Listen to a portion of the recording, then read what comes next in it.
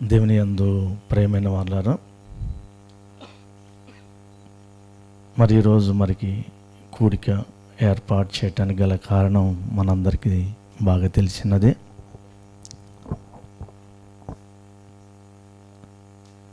చాలా పెద్ద ప్రమాదం నుంచి దేవుడు తప్పించి గొప్ప కార్యం చేసి ఉన్నాడు.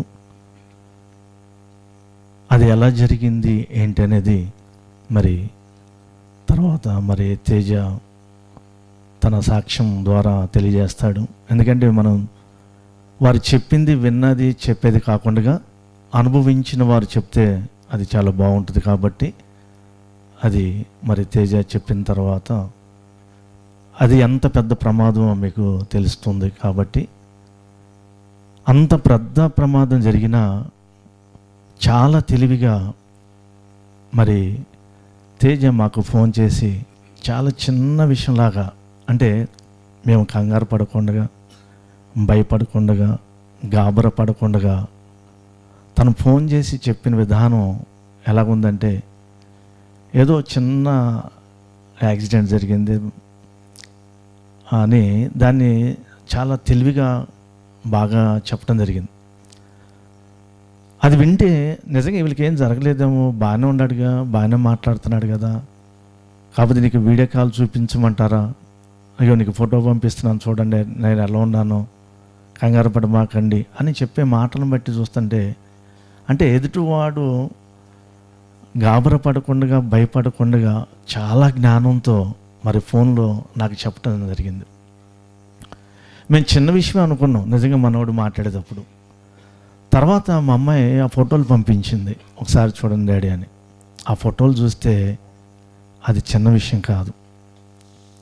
అది అసలు కారులో ఉన్న వాళ్ళు ఎవరు కూడా మిగిలే పరిస్థితి కాదు. ప్రాముఖ్యంగా ముందు ఉన్న బ్రదర్స్కి బెలూన్స్ ఓపెన్ అయిపోయాయి. ఈ వెనక బెలూన్స్ లేవు. తను పనుకొని ఉన్నాడు. ప్రమాదం అనేది తేజకే జరగాలి. తను ఉన్నాడు కాబట్టి, తను దేవుని యందు భయభక్తులు కలిగి ఉన్నాడు కాబట్టి ఎలాంటి దెబ్బ తగలకుండా ప్రమాదం నుంచి తప్పింపబడ్డాడు. ఇది దేవుని యొక్క మహాకృపను బట్టే జరిగింది. అదే కనుక ఆ పరిస్థితిలో వేరే వాళ్ళు కనుక వెనక కూర్చున్నట్టయితే, దేవుని నమ్మని వాళ్ళు కనుక ఉన్నట్లయితే ఈ పాటికి జ్ఞాపకార్థ కూడిక అయ్యేది. దేవుని నమ్మిన వారికి ఇదేనండి, చాలా గొప్ప కార్యాలు చేస్తాడు దేవుడు. ఆ గొప్ప కార్యాలు మన అనుభవంలోకి వస్తేనే అది తెలుస్తుంది.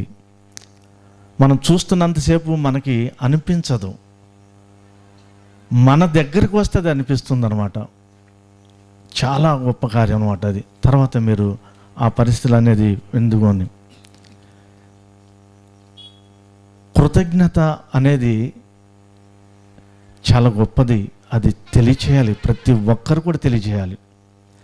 కృతజ్ఞత అనేది మనం జ్ఞాపకం చేసుకొని, దేవుడు మనకి ఏదైతే మేలు చేశాడో ఆ మేలుని మనం జ్ఞాపకం చేసుకోవటం వలన ఏమవుతుందంటే, మొదటిగా విధేయత కలుగుతుంది, గౌరవం వస్తుంది, భయం వస్తుంది. ఎవరైతే మన పట్ల మేలు చేశారో వారిని చాలా గొప్పగా ఊహించడానికి అవకాశం ఉంటుంది. ఎందుకంటే చిన్న మేలు జరిగితేనే ఫలానా అతను నాకు మేలు చేశాడు అని గొప్పగా చెప్తాం నలుగురికి. కానీ ఒక ప్రాణం నుంచి తప్పించినప్పుడు అది ఎంత పెద్ద గొప్ప కార్యమో మనం ఊహించటానికి కూడా అందనది.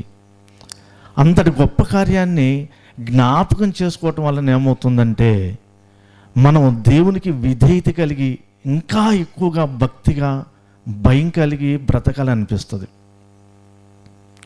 అందుకని కృతజ్ఞత అనేది చాలా గొప్పది. అందరూ తెలియజేయాలి. ఈ కృతజ్ఞత అనేది ఏమవుతుందంటే, ఇది దేవునికి ఇష్టమైన మాట. ఇలా తెలియజేయడం దేవునికి చాలా ఇష్టమైనది. మీరు ఒకసారి తెస్సలోనికి రాసిన మొదటి పత్రిక 5వ అధ్యాయము ఒకసారి చూద్దాం. తెస్సలోనికి రాసిన మొదటి పత్రిక 5వ అధ్యాయము 16వ వచనం చూద్దాం. ప్రతి విషయమందును కృతజ్ఞతాస్తుతులు చెల్లించుడి, ఇలాగు చేయుట యేసుక్రీస్తు నందు మీ విషయంలో దేవుని చిత్తము అంట. చూసారా, కృతజ్ఞతలు తెలియజేయటం దేవునికి ఇష్టమైనది, దేవుని చిత్తంలో ఉన్నది.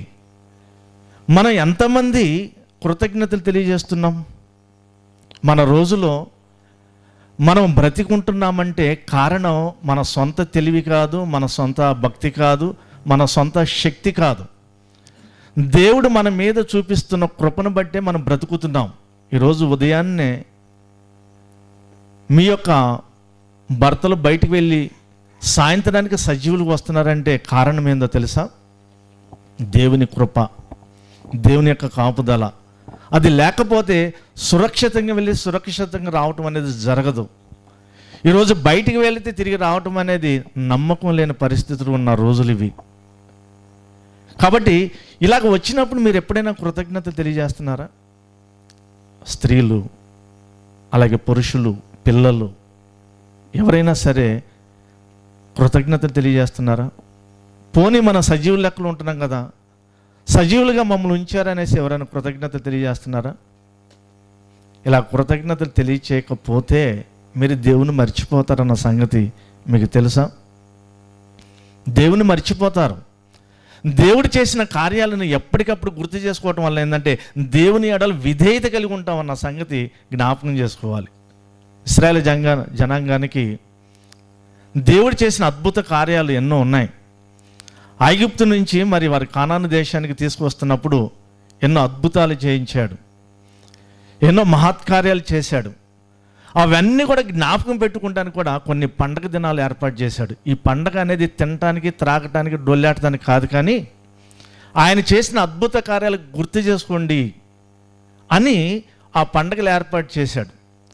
అయినా కానీ వాళ్ళు ఆ కార్యాలను గుర్తు చేసుకోకుండా దేవుణ్ణి మర్చిపోయారు, దేవునికి కృతజ్ఞతలు తెలియజేయలేదు. అందుకని దేవుడు మనుషులను గమనిస్తున్నాడని, ఎవరెవరైతే కృతజ్ఞతలు తెలియజేస్తారో, ఎవరైతే చేయటలేదో అవన్నీ ఆయన మనసులో పెట్టుకొని మాట్లాడతాడన్న సంగతి మనం జ్ఞాపకం చేసుకోవాలి. ఒకసారి ఇర్మియా గ్రంథము 2వ అధ్యాయము 32వ వచనం చూద్దాం. ఇర్మియా గ్రంథము 2వ అధ్యాయము 32వ వచనం. కన్నిక తన ఆభరణములు మరుచున, పెండ్లి కుమార్తె తన వడ్రాణమును మరుచున. చూసారా, అసలు ఇవేమీ మర్చిపోరు. ఎక్కడికి వెళ్ళాలన్నా అవి పెట్టుకొని రావాల్సిందే. చెవులు కానీ, ముక్కులు కానీ, గొలుసులు కానీ అన్నీ పెట్టుకొని వస్తారు. ఎందుకంటే బయటికి వెళ్తున్నాం కదా.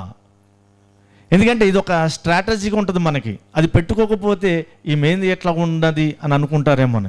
లేకపోతే మాకు ఇవి ఉన్నాయని చూపించడానికైనా, లేకుంటే మాకు ఇంత ఉందని చెప్పుకోవడానికైనా పెట్టుకొని వస్తారు ఖచ్చితంగా. అలాగా వాటిని పెట్టుకోవటం అనేది మీరు మర్చిపోరు కదా, మర్చిపోరు. కానీ నా ప్రజలు లెక్కలేనన్ని దినములు నన్ను మరచి ఉన్నారు. చూసారా, లెక్కలేనన్ని దినాలు. ఈరోజు నీకు దేవుడు చేసిన మేలులు మర్చిపోతారు. రేపు చేస్తున్నది, ఎల్లుండి చేసిన, అంతకుముందు చేసినవి ఏది కూడా జ్ఞాపకం చేసుకోవట్లేదు. ఇన్ని సంవత్సరాల నుంచి దేవుడు మీ ఎడల మరి చేస్తున్న అద్భుత కార్యాలు కానీ, ఆయన చేస్తున్న మేలు కానీ మీరు మరిచిపోకుండా కృతజ్ఞతలు తెలియజేస్తున్నారా? తెలియజేయట్లేదు. ఆ రోజు ఇశ్రాయేలు జనాంగం మర్చిపోయారు. అలాగే ఈరోజు కూడా చాలామంది క్రైస్తవులు కూడా ఏదో కొద్దిగా మంది మాత్రమే తెలియజేస్తున్నారు. సరే, అంటే ఏదో మరి ఇంత పెద్ద మీటింగ్ పెట్టి చెప్పాలని ఉద్దేశం కాదు. కొంతమంది స్తోమత బట్టి పెట్టుకుంటారు, లేకపోవచ్చు. లేకపోతే మీ కుటుంబంలో కూర్చొని మీ కుటుంబ ప్రార్థనలో, అలాగే మీ వ్యక్తిగత ప్రార్థనలో ఎవరైనా కృతజ్ఞతలు తెలియజేస్తున్నారా? చేయకపోతే ఇప్పటి నుంచైనా ప్రారంభించండి. ఎందుకంటే దేవుడు గమనిస్తున్నాడు.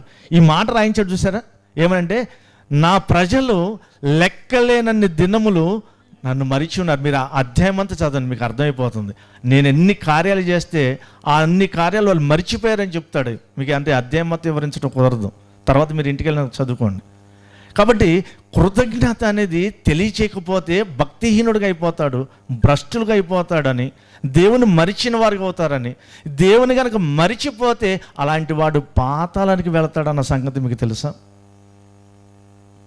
ఏంది కృతజ్ఞతలు తెలియచేయకపోతేనేనా?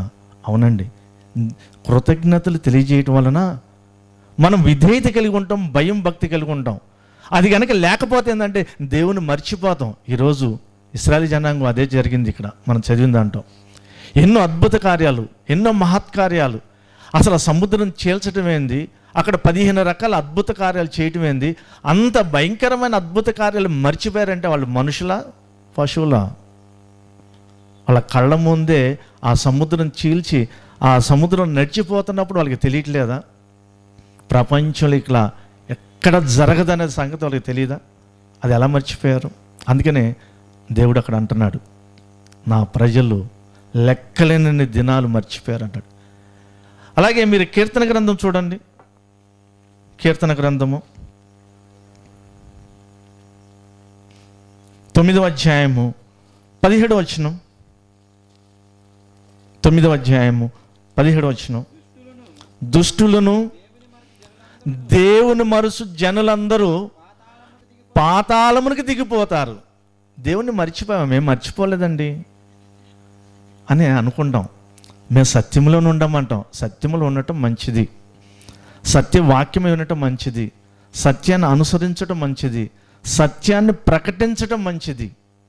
అలాగే ఆ సత్యము చెప్పినట్టుగా నీ క్యారెక్టర్ కూడా ఉండాలి.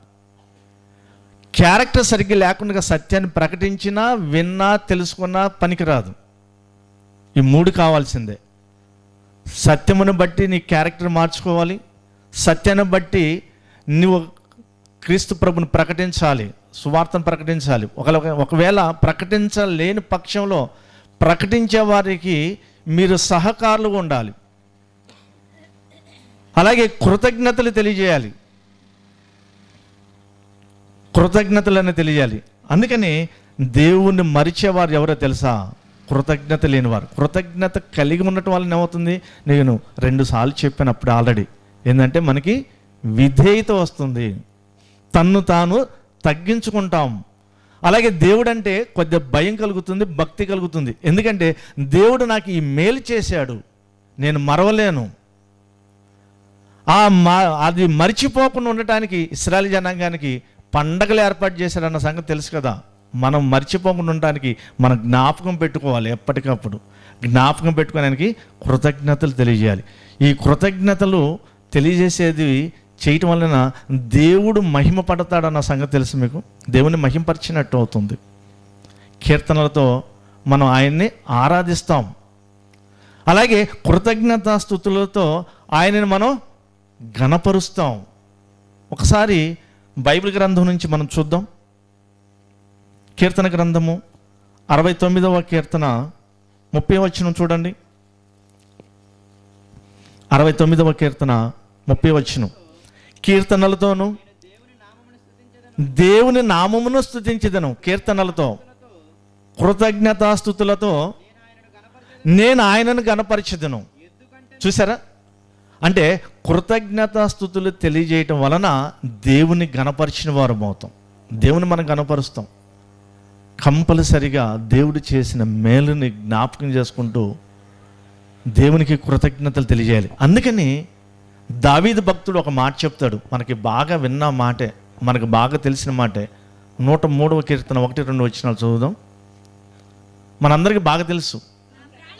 నా ప్రాణమా యెహోవాను సన్నుతించుము, నా అంతరంగమందున్న సమస్తమా ఆయన పరిశుద్ధ నామమును సన్నుతించుము. నా ప్రాణమా యెహోవాను సన్నుతించుము, ఆయన చేసిన ఉపకారములలో దేనిని మరవకము అంటాడు. ఏది మరవద్దు అసలు. ఏ చిన్నదని పెద్దదని కాదు, చిన్నదైనా సరే జ్ఞాపకం చేసుకోవాలి, కృతజ్ఞతలు తెలియజేయాలి. పెద్దదైతే ఇంకా మంచిది. అందుకని ఏది కూడా మరవద్దు అంటున్నాడు. ఏది కూడా మరవద్దు.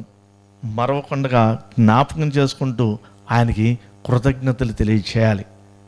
ఇలాగ కృతజ్ఞతలు తెలియజేసేస్తే దేవుడు మహిమపరచబడతాడు నీ ద్వారా, మీ కుటుంబం ద్వారా. కాబట్టి ప్రతి ఒక్కరు కూడా కృతజ్ఞతలు తెలియజేయ బద్దులమై ఉన్నాం. అలాగే 107వ కీర్తన 15 వచ్చిన ఒకసారి చూద్దాం.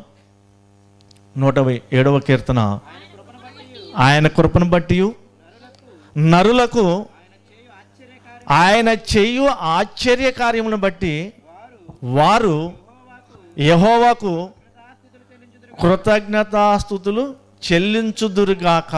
అంటే దేవుడు చేసిన కార్యాలను బట్టి వారు కృతజ్ఞతలు తెలియజేస్తారని చెప్పబడిన మాట. మరి ఎవరు తెలియజేశారు? కొంతమంది భక్తులను చూద్దాం, కొంతమంది జీవితాలను మార్చిన వారిని చూద్దాం.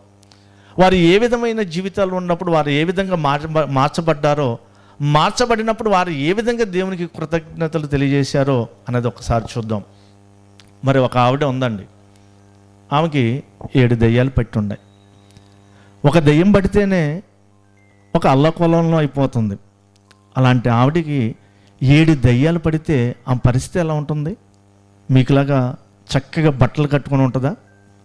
మీకులాగా చక్కగా ఒకే కుదురుకు కూర్చొని ఉంటుందా? అలా ఉండదండి. 7 దెయ్యాలు పట్టినామా ఇంటిలో ఉండదు, భర్తని గౌరవించదు, కుటుంబంలో ఉండదు, రోడ్ల మీద పడి తిరుగుతూ భయంకరంగా ఉంటుందన్నమాట. ఇలాంటి 7 దెయ్యాలు పట్టిన ఆమెకి యేసుక్రీస్తు ప్రభువారు ఆ 7 దెయ్యాలు మరి పోగొట్టినప్పుడు ఆమె ఏ విధంగా క్రీస్తు ప్రభుకి కృతజ్ఞతలు తెలియజేసిందో తెలుసా? తనను తాను అర్పించుకొని విధేయత కలిగి జీవితాంతము కూడా వాక్యాన్ని అనుసరించిందంటే క్రీస్తు ప్రభును అనుసరించింది. అలాగే అనుసరించిన ఆ జీవితం అనేది ఎంత మారిపోయిందంటే, అసలు క్రీస్తు ప్రభు వారు పునరుద్ధానుడై తిరిగి లేచినప్పుడు మొట్టమొదటిగా కనిపించింది ఆవిడికే. అంతగా ఆమె జీవితం మారిపోయింది. మార్కు సువార్త 16వ అధ్యాయం 9వ వచనం చూడండి. ఆ గురించి రాయబడి ఉంటుంది, మీ అందరికీ తెలిసినదే. ఆదివారము తెల్లవారినప్పుడు యేసు లేచి తాను 7 దయ్యములను వెళ్ళగొట్టిన మగ్దలేని మరియకు మొదటగా కనిపించెను. చూసారా? ఆమె అంతకుముందు జీవితం ఎలాగుంటుంది? 7 దెయ్యాలు పట్టిన ఆమె జీవితం ఎలాగుంటుంది? క్రీస్తు ప్రభు వారు 7 దెయ్యాలను వదిలిపెట్టిన తర్వాత, వెళ్ళగొట్టిన తర్వాత ఆమె జీవితం ఎలాగున్నదంటే యేసుక్రీస్తు ప్రభుకి ఇష్టముగా అనిపించింది, గొప్పగా ఉన్నది. ఎంత గొప్పగా ఉన్నదో చూడండి. క్రీస్తు ప్రభు వారు ఆమెను మెచ్చుకొని ఆమెకి మొదటగా కనిపించాడు. చాలా గొప్ప జీవితం మారిపోయింది. అంటే దెయ్యాలు పట్టినప్పుడు ఉన్న జీవితానికి, దెయ్యాలు వదిలిపోయిన తర్వాత ఉన్న జీవితానికి వ్యత్యాసం కనిపిస్తుంది. అలాంటి జీవితాన్ని ఆయన మార్చినప్పుడు ఆమె కృతజ్ఞత కలిగి తన జీవితాన్ని క్రీస్తు ప్రభుకు అంకితం చేస్తూ క్రీస్తు ప్రభుని వెంబడించింది, ఆయనకి పరిచర్య చేసింది, ఆయనను జీవితాంతం విడవకుండా ఉండిపోయింది. ఇది కృతజ్ఞత కలిగినట్టు ఉండదు. మనం ఉన్నాం, పాప జీవితంలో ఉన్నాం, అపరాధంలో ఉన్నాం. ఈ పాపలోకలు ఉన్నప్పుడు మనల్ని దేవుడు పిలిచాడు, క్రీస్తు ప్రభు ద్వారా మనల్ని విమోచింపజేశాడు, చక్కగా ఆయన సంఘంలో మనం చేర్చుకున్నాడు. మనం కృతజ్ఞత కలిగి ఆయనకి మన జీవితాన్ని అర్పించామా? ఒకసారి ఆలోచించేయండి. ఎందుకంటే ఒకప్పుడు జీవితం మనది కూడా మగ్దలేని మరియలాగే ఉండొచ్చు. అంటే దెయ్యాలు పట్టకపోయినా దురాత్మలు పట్టి ఎన్నో పాప అపరాధాలు చేస్తున్నాం మనం. అలాంటి జీవితం నుంచి బయటకు వచ్చినప్పుడు మనం కృతజ్ఞత కలిగి ఉన్నామా? ఒకసారి ఆలోచించేయండి. కంపల్సరిగా ఆలోచించేయండి మీరు ఒక్కసారి. ఆ జీవితాన్ని బట్టి మన జీవితం కూడా పాత జీవితానికి క్రొత్త జీవితానికి ఏమన్నా వ్యత్యాసం కనిపిస్తుందా? లేకపోతే అక్కడున్న జీవితం ఇక్కడ కూడా అలాగే జీవిస్తున్నామా? పాత జీవితమే ఇక్కడ కొత్తగా వెరైటీగా మళ్ళీ జీవిస్తున్నామా? ఒకసారి ఆలోచించండి. ఒకవేళ అలా ఉంటే వేషధారణ అవుతుంది. ఆ వేషధారణ జీవితాన్ని దేవుడు క్షమించడు, జ్ఞాపకం పెట్టుకోండి. అలాగే రెండవ ఒక ఆవిడ ఉందండి, వ్యభిచారి, భయంకరమైన వ్యభిచారి. మన ఇళ్ళ మధ్య ఒక ఆవిడ మ్యారేజ్ చేసుకొని ఉంది, ఒక భర్తను తెచ్చుకుంది, ఇంకో భర్తను తెచ్చుకుంది, ఇంకొకరిని తెచ్చుకుంది, ఇంకొకరిని తెచ్చుకుంది. అప్పుడు ఆమెను చూసి మీరు అందరూ చాలా మంచిది ఆమె అంటారా? చాలా మంచిది, నలుగురిని తెచ్చుకుంది అంటారా? ఏమంటారు? అలా ఇలాంటిది మన ఇళ్ళ మధ్య ఉండకూడదురా బాబు, అసలు ఈ పేటలో ఉండకూడదు, బయటకు పంపించేయాలి, ఎందుకంటే ఈ జీవితం మంచిది కాదు, వారిని చూసి అనేక మంది చెడిపోతారు అని భయంకరమైన వ్యభిచారం కలిగిన ఆ జీవితాన్ని ఒక్క సందర్భంలో క్రీస్తు ప్రభు మార్చేశాడు. మనకు తెలుసు ఎవరావిడ? సమరయ స్త్రీ. ఎంతమందిని పెట్టుకుంది? ఎంతమందిని? 5గురిని. 5గురా? ఒకసారి మళ్ళీ చదవండి. 18:4 యోహాను సువార్త 4:18 ఒకసారి చదవండి.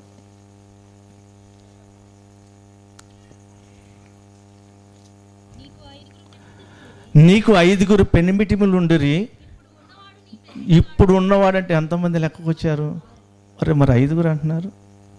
6గురిని పెట్టుకొని ఉంది. ఆమె భయంకరమైన జీవితం, వ్యభిచార జీవితంలో ఉన్నది. వ్యభిచార జీవితంలో ఉన్న ఆమెకిని క్రీస్తు ప్రభు వారు దర్శించి ఆయనే మెస్సయ్య అని తెలియజేశాడు. ఆమె ఒక్క దెబ్బకి మార్పు చెందింది. ఆ మార్పు చెందతం ఏమైపోయిందంటే ఊరు మొత్తానికి వెళ్ళిపోయి సువార్త ప్రకటించింది.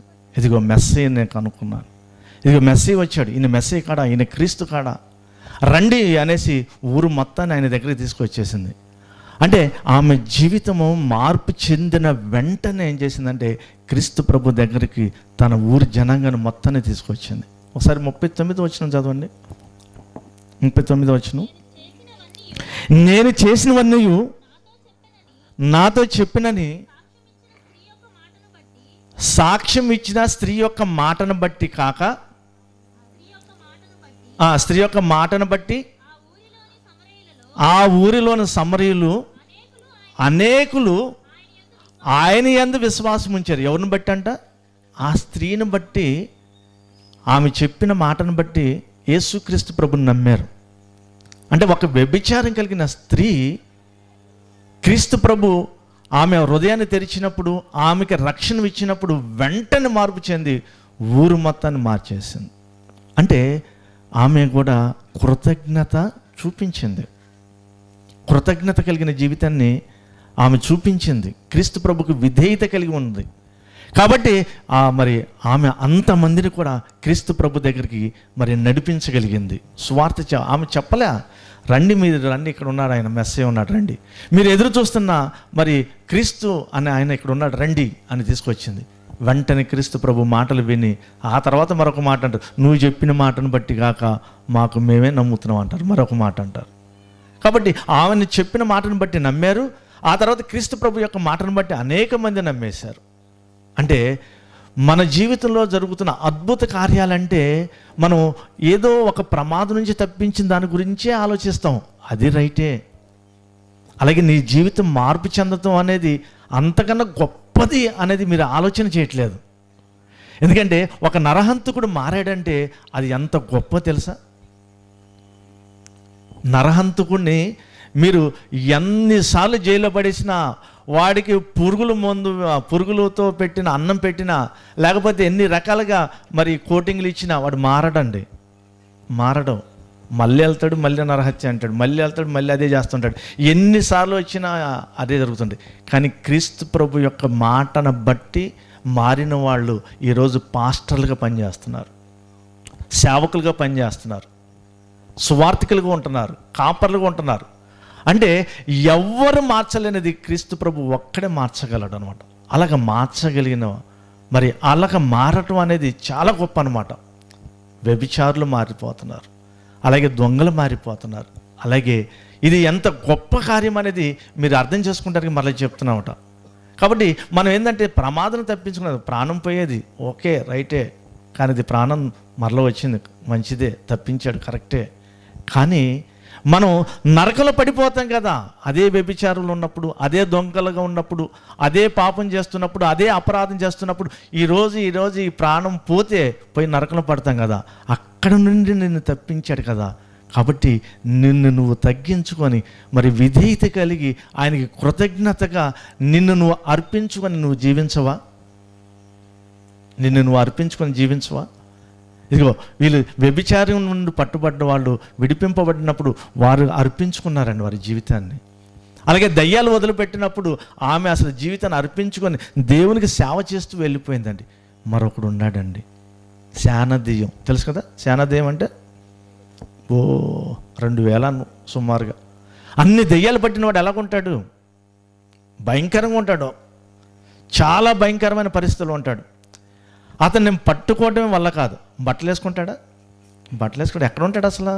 వీధిలో తిరుగుతుంటాడు, సమాధులకు వెళ్తుంటాడు, కొండలు గుట్టలు తిరుగుతుంటాడు, తనను బాగా గాయం చేసుకుంటాడని మన బైబిల్ గ్రంథంలో మనకు తెలుసు, ఎన్నోసార్లు విన్నాం కూడా. అంటే అంత భయంకరమైన ఆయన జీవితాన్ని మార్చగలే ఆయన ఎలాగున్నాడు తెలుసా? అంటే మనుషుల మధ్య చక్కగా తిరగటానికి అవకాశం కలిగింది, మనుషులతో మాట్లాడటానికి అవకాశం కలిగింది, వారితో పాటు జీవించడానికి అవకాశం కలిగింది. చక్కగా బట్టలు కట్టుకొని ఆయనంతగా ఆయన మరి పని చేసుకోవడానికి అవకాశం కలిగింది.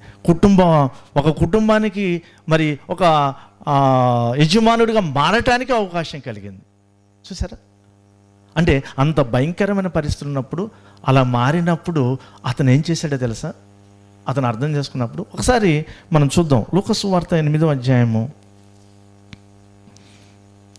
లూకాసు వార్త 8వ అధ్యాయము 38, 39 వచనాలు చూద్దాం.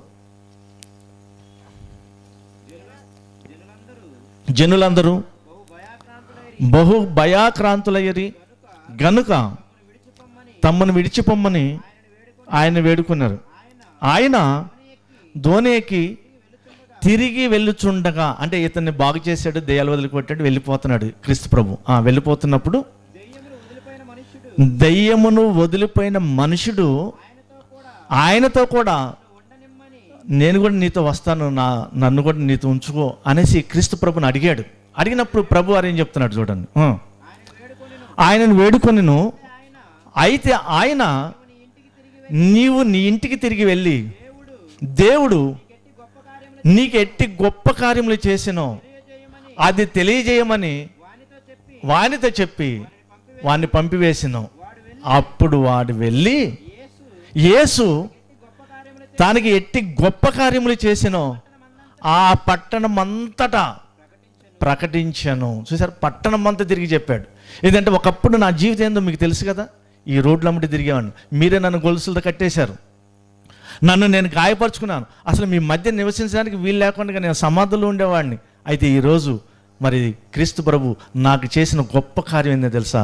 మీ మధ్య నివసించే ఒక మంచి గొప్ప అవకాశం ఇచ్చాడు, మీతో పాటు జీవించే అవకాశం కల్పించాడు అని ఆయన చేసిన గొప్ప కార్యము ఆ పట్టణం అంతా తిరిగి చెప్పాడు. ఒక్కసారి కాదండి, పట్టణం అంతా తిరిగి చెప్పేశాడు. ఈరోజు మరి నువ్వు బాప్తిసం పొందావు, క్రీస్తు ప్రభుని నమ్మావు, ఎవరికైనా నువ్వు సాక్ష్యం చెప్పావా? ఇగో క్రీస్తు ప్రభు అది దేవుడు నాకు ఇలా కార్యం చేశాడు, నన్ను ఇలా మార్చాడు, ఇంత భయంకరమైన పరిస్థితి నుంచి నన్ను తప్పించాడు అనేది ఎప్పుడైనా చెప్పావా? 10 మందిని మరి చర్చికి తీసుకొచ్చావా? లేకపోతే మీ కుటుంబ సభ్యులను తీసుకొచ్చావా? క్రీస్తు ప్రభు దగ్గరికి నడిపించావా? నడిపించకపోతే ఈ రోజు నుంచి ప్రారంభించు. ఎందుకంటే దేవుడు నీకు అవకాశం ఇచ్చాడు. ఎందుకంటే నువ్వు బ్రతికున్నా కాబట్టి నీకు అవకాశం ఉంది. కాబట్టి నడిపించడానికి ఇప్పటి నుంచే నేను పూనుకో. ఒకవేళ నువ్వు చెప్పగలిగితే చెప్పు, చెప్పలేకపోతే చెప్పే వాళ్ళ దగ్గర తీసుకురండి. ఎంతోమందిని కూడా నరకానికి పోనీకుండా తప్పించిన వారిలో అవుతారు, మీరు తప్పించిన వారు అవుతారు. కాబట్టి మరి ఈ శానదెయ్యం పట్టినవాడు తనకు జరిగిన గొప్ప కార్యాలన్నీ ప్రకటించుకుంటూ వెళ్ళిపోయాడు. అంటే గొప్ప కార్యం అంటే ఏంది? తన జీవితం మారటమే గొప్ప కార్యం. అంతకుముందు జీవితం ఎలాగ ఉంటుంది, ఇప్పుడున్న జీవితం ఎలాగ ఉన్నది, రెండు పోల్చి చూసుకుంటే ఆయన అసలు ఎంతో గొప్పగా ఫీల్ అయిపోయాడు, చాలా గొప్పగా ఫీల్ అయిపోయాడు. కాబట్టి క్రీస్తు ప్రభు వారు మన కళ్ళి చూస్తున్నాడు, మనం కృతజ్ఞతలు తెలియజేస్తున్నామో లేదా అని చూస్తున్నాడు. మీకు తెలుసో లేదో ఆయన అన్ని గమనిస్తున్నాడు, లెక్కలేస్తున్నాడు. మనం ఏంటంటే ఏముందిలే, చిన్నదే కదా, పెద్దదే కదా, ఏముందిలే అనేసి మనం నిర్లక్ష్యం చేస్తున్నాం. కృతజ్ఞతలు తెలియజేసే విషయంలో చాలా నిర్లక్ష్యం చేస్తున్నాం. ఒకవేళ మీటింగ్ పెడితే డబ్బులు ఖర్చు అవుతుందేమో, భోజనాలు ఏర్పాటు చేయాలేమో, లేకపోతే మరి ఏమైనా పలహారం పంచాలేమో, ఇవన్నీ చేయాల్సిన పని లేదు. నీ స్తోమత ఉంటే చేయి, లేదా అక్కర్లేదు. లేకపోతే నువ్వు పర్సనల్గా నువ్వు వ్యక్తికి వెళ్ళి చెప్పొచ్చు నీకు దేవుడు చేసిన కార్యాలు. కాబట్టి అలాంటి భయం అవసరం లేదు. స్తోమతకు ఉన్న వాళ్ళు పెట్టుకుంటారు, చేస్తారు, పెద్ద ప్రాబ్లం లేదు అందులో. నువ్వు చేయగలిగితే చేయి. కాబట్టి దేవుని యందు ప్రేమైన వాళ్ళారా, ఒకసారి క్రీస్తు ప్రభు వారు ఇలాగా సువార్త చెప్పుకుంటూ వీధులు వెళ్తున్నప్పుడు ఒక 10 మంది కుష్ఠరోగులు అక్కడ ఎదురుపడ్డారు. చాలా దూరం నుంచి చూశారు. క్రీస్తు ప్రభు వస్తున్నారని పెద్దగా కేకలేసి అరిచారు, అయ్యా మరి మమ్మల్ని కరుణించు, మమ్మల్ని స్వస్థతపరచని పెద్దగా కేకలేసినప్పుడు క్రీస్తు ప్రభు వారు ఇక్కడి నుంచి వారికి సమాధానం చెప్పాడు, సరే మీరు వెళ్ళి మీ యాజకుడిని కనపరుచుకోపోండి అన్నారు. అప్పుడు వాళ్ళు ఆ మాట నమ్మి తన యాజకుల దగ్గరికి వెళ్తున్న సమయంలో వారి కుష్ఠరోగం అనేది బాగుపడి నార్మల్గా అయిపోయింది. ఆ నార్మల్ అవ్వగానే వాళ్ళందరూ చూసుకున్నప్పుడు ఒక్కడ మాత్రం ఏమైపోయాడంటే ఆ జీవితాన్ని గుర్తు చేసుకున్నాడు. కుష్ఠరోగం ఉన్నప్పుడు మన దగ్గరికి వస్తే మీరందరూ చక్కగా మీ పక్కన కూర్చోబెట్టుకుంటారా? ఆ చేతిలో నుంచి ఆ చీము కారుతున్నప్పుడు, ఆ రక్తం కారుతున్నప్పుడు, ఆ 2-3 వేళ్ళు ఇరిగిపోయి పడిపోయి ఆ భయంకరమైన పరిస్థితులు ఉన్నప్పుడు, ఈ శరీరం అంతా ఇట్లా ఉన్నప్పుడు మీరు ఆదరిస్తారా? దగ్గరికి రానిస్తారా? ఎవరు రానివ్వరండి. అందుకని వాళ్ళు ఏం చేస్తారు, ఊరు బయట పడేస్తారు. ఊరు బయట నుంచి లోపలికి రావడానికి లేదు. వీళ్ళు ఎవరన్నా వెళ్తున్నప్పుడు ఏదన్నా వేస్తే అక్కడ దూరంగా అటు ఇసిరేసి వెళ్తారు.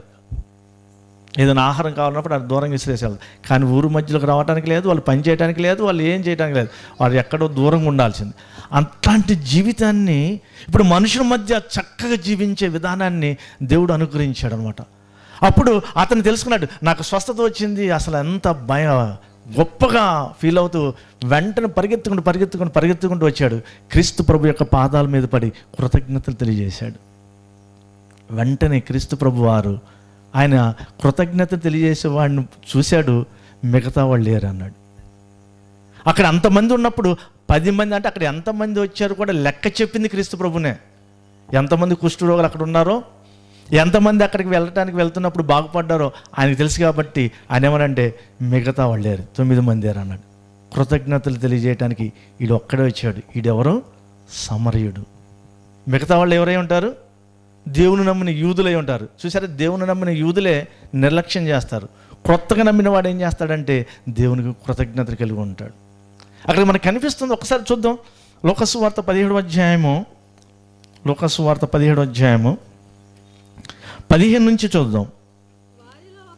వారిలో ఒకడు స్వస్థత కలుగుట చూచి గొప్ప శబ్దంతో దేవుని మహిమపరచుచు తిరిగి వచ్చి ఆయనకి కృతజ్ఞతాస్తుతులు చెల్లించుచు ఆయన పాదముల యొద్ద సాగిలపడ్డాడు. ఆడు సమరయుడు. అందుకు క్రీస్తు ప్రభు ఏమంటున్నాడంటే, అందుకు యేసు 10 మంది బాగుపడ్డారు, శుద్ధులయ్యారు 10 మంది, మిగతా 9 మంది అరి. మీకు కూడా అలాంటి కార్యాలు చేస్తున్నప్పుడు, అద్భుతాలు చేస్తున్నప్పుడు, అలాగే మీ కుటుంబాన్ని మరి చక్కగా కాపాడుతున్నందుకు, అలాగే మీరు ఏ పనిలో వెళ్తున్నారో ఆ పనిలో వర్ధిలింప చేస్తున్నందుకు, అలాగే మీ రాకపోకల్లో ఆయన క్షేమాన్ని ఇస్తున్నందుకు కృతజ్ఞత తెలియజేస్తున్నారు లేదా? లెక్క అడుగుతాడు. ఎన్ని ప్రమాదాల నుంచి తప్పించాడో, మీరు ఎన్ని ఆపదలు ఉన్నప్పుడు ఆ ఆపద నుంచి తప్పించాడో అవన్నీ కూడా ఆయన లెక్కేసుకుంటున్నాడని ఈ వాక్యం మనకు తెలియజేస్తుంది. అందుకని అక్కడ వెళ్ళిపోయారు 10 మంది లెక్కేసాడు. 10 ఇంక మిగతా 9 మంది ఏరి అంటున్నాడు. చదవమ్మది. ఈ అన్నిటి తప్ప దేవుని మహింపరచుటకు తిరిగి వచ్చిన వాడు ఎవడును అగపడలేదు అని చెప్పి, నీవు లేచిపోమ్ము, నీ విశ్వాసము నిన్ను స్వస్థతపరిచింది అంటున్నాడు. చూసారా, అంటే ఆ 9 మంది కృతజ్ఞత లేనివారు. అలాంటి జాబితాలో ఇక్కడ ఎవరు లేరని నేను అనుకుంటున్నాను. అందరూ మంచివాళ్లే, కృతజ్ఞతలు తెలియజేసేవాళ్ళే అని అనుకుంటున్నాను. ఒకవేళ లేకపోతే ఇప్పటి నుంచైనా మారతారని నేను అనుకుంటున్నాను. చాలా మంచిది. కాబట్టి కృతజ్ఞత అనేది తెలియజేయాలి. వాడు స్వస్థత పడంగానే తన జీవితాన్ని అర్పించుకున్నాడు, విధేయత కలిగి ఉన్నాడు. ఎంత భయంకరమైన జీవితం నుంచి నన్ను మనుషుల మధ్య తిరిగే జీవితంగా నన్ను మార్చాడు. కాబట్టి కృతజ్ఞత తెలియజేయాలని సాష్టాంగ నమస్కారం చేశాడండి. వెళ్ళిపోయాడు, కాళ్ళ మీద పడిపోయాడు. స్తుతులు తెలియజేస్తూనే ఉన్నాడు క్రీస్తు ప్రభు లేపేదాకా. ఇంకా మిగతా వాళ్ళు లేరు అన్నాడు. చూసారా, కాబట్టి మన కుటుంబంలో ఎన్నో మేలు జరుగుతుంటాయి, ఎన్నో ప్రమాదం నుంచి తప్పిస్తుంటాడు. మనం ఏంటంటే మనం తెలివిగా బండి నడుపుతున్నాం అనుకుంటాం, మనం తెలివిగా మనం చాలా చేస్తున్నాం, మా సొంత శక్తితో బాగా డబ్బు సంపాదించి బాగా బ్రతికేస్తున్నాం, 3 పూటలు తింటున్నాం అనుకుంటాం. కాదు కాదు, దేవుని యొక్క కృప వలనే నువ్వు ఈరోజు 3 పూటలు తింటున్నావు, సురక్షితంగా ఉంటున్నావు, నీ కుటుంబం కాపాడబడుతుంది. కాబట్టి దేవుడు ఇవన్నీ చేశాడని నువ్వు కనుక కృతజ్ఞత కలిగిన జీవితాన్ని జీవించినట్టయితే నువ్వు దేవుని మహింపరిచిన వారు అవుతావు. అలాగే ఇందాక చదివాం కదా, కీర్తన 69:30 ఏమన్నాడంటే, మరి కృతజ్ఞత స్తుతులతో ఆయన మనం మహింపరుస్తాము అని చెప్పబడింది. కాబట్టి మరి ఈ నలుగురే కాకుండా పౌలు ఉన్నాడండి, మతోన్మాది. అలాగే పేతురు ఉన్నాడండి, చేపలు పట్టుకునేవాడు. అలాగే సుంకర్లు ఉన్నారండి, 12 మందిలో ఎంతోమంది ఉన్నారు అందరండి. వీళ్ళందరి జీవితం ఒకప్పుడు జీవితం ఎలాగున్నది, క్రీస్తు ప్రభును నమ్మిన తర్వాత, ఆయన వెంబడించిన తర్వాత వాళ్ళ జీవితం ఎలా ఉందంటే, వారి జీవితాలను తమను తాము అర్పించుకొని క్రీస్తు ప్రభుని సువార్త ప్రకటించడానికి వాళ్ళు ప్రాణాలు అర్పించారు. అంటే ఈ జీవితం ఒకప్పుడు అట్లా ఉండేది. ఒకవేళ కనుక ఆయన వచ్చి మమ్మల్ని పిలవకపోతే ఇలాగ మతోన్మాదిలాగా ఉండిపోయేవాడు అని పౌలు అనుకునేవాడు. లేదా నేను ఈ చేపలు పట్టుకుని ఇట్లాగే ఉండిపోయేవాడిని అనుకునేవాడు. అలాగే చనిపోతే నరకానికి వెళ్ళిపోయేవాడిని అనుకునేవాడు వాళ్ళు. కానీ ఈరోజు ఆయన మమ్మల్ని పిలిచి ఒక చక్కటి మంచి స్థానాన్ని ఇచ్చాడు, మా జీవితాన్ని మార్చాడు, అత్యున్నతమైన స్థానంలో మమ్మల్ని కూర్చోబెట్టాడు అని వారు క్రీస్తు ప్రభువుని వెంబడిస్తూ ఆయన చెప్పిన మాటకు లోబడి విధేయత కలిగి తమ జీవితాలను ప్రాణార్పణగా పోశారండి. ప్రాణార్పణగా పోశారు. వాళ్ళు ఎంత భయంకరంగా చంపబడ్డారో మనందరికీ తెలిసిందే, మీకు జ్ఞాపకం చేయాల్సిన పని లేదు. కాబట్టి మనల్ని ఎంత భయంకరమైన జీవితాలను మార్చినప్పుడు ఆ మార్పు చెందిన జీవితాన్ని బట్టి మనం కృతజ్ఞతలు తెలియజేయాలి. ఒకటైతే నీ కుటుంబము ఈరోజు 3 పూటలు భోజనం చేస్తుందంటే దానికి కారణం దేవుడే అని తెలుసుకుని కృతజ్ఞతలు తెలియజేయాలి.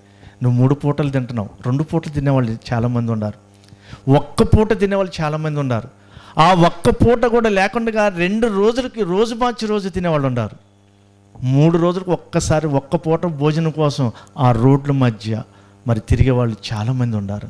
వారికన్నా గొప్పగా నేను చూస్తున్నాడు కదా, మిమ్మల్ని పై స్థానంలో పెట్టాడు కదా, ఎప్పుడు కావాలంటే అప్పుడు మీరు భోజనం చేసే పరిస్థితి మీకు కల్పించారు కదా. కాబట్టి మీరు ఎందుకు కృతజ్ఞతలు తెలియజేయలేరు? అంటే మీరందరూ తెలియచేస్తున్నారు కాబట్టి మీకు కాదు, తెలియచేయని వారి గురించి నేను చెప్తున్నాను. ఒకవేళ తెలియచేయని వారు ఎవరైనా ఉంటే వారు తెలియచేయాల్సిందిగా ప్రభు పేరట తెలియజేస్తున్నారు. కాబట్టి మనము దేవుని మీదే ఆధారపడాలి, ప్రతిదీ కూడా దేవుని మీద ఆధారపడాలి. ఈరోజు ఒక చెట్టు నేల మీద ఆధారపడుతుంది, ఒక ఇల్లు ఉందనుకోండి ఆ ఇల్లు పునాది మీద ఆధారపడుతుంది. అలాగే పిల్లలు ఉన్నారనుకోండి తల్లిదండ్రుల మీద ఆధారపడతారు. మనం ఉన్నాం అనుకోండి దేవుని మీద ఆధారపడాలి. దేవుడి మీద ఆధారపడినట్టయితే ఆధారపడిన జీవితము ఈ అపోస్తుల్లాగా ఉంటుందండి. అంతే. ఈ 12 మంది అపోస్తులు వారి జీవితాన్ని పట్టించుకోలేదు, వారి కుటుంబాన్ని పట్టించుకోలేదు, వారి ఉద్యోగాన్ని పట్టించుకోలేదు, వారి పనిని పట్టించుకోలేదు. క్రీస్తు ప్రభు ఏదైతే చెప్పాడో దాన్ని వెంబడించారు. కాబట్టి ఈరోజు మనం పేతురు గారు రాసిన పత్రిక అని ఆయన పేరు చదివి దేవుని వాక్యం చదవాలి, పౌలు గారు రాసిన పత్రిక అని పౌలు గారి పేరు ఉపయోగించే చదవాలి. అంటే అంత గొప్ప ధన్యత మరి వాళ్ళకి ఇచ్చాడు, వారిని అంత స్థానంలో కూర్చోబెట్టాడు. కాబట్టి మీరు కూడా కృతజ్ఞత కలిగిన జీవితాన్ని జీవిస్తూ దేవునికి కృతజ్ఞతలు తెలియజేస్తూ గొప్పగా ఆయనకు ఘనపరిచినట్టయితే మీరు కూడా అత్యున్నతమైన స్థానంలో ఉంటారు. కాబట్టి మీరందరూ కూడా అలా ఉండాలని కోరుకుంటూ ఈ మాటలు ముగిస్తున్నాను.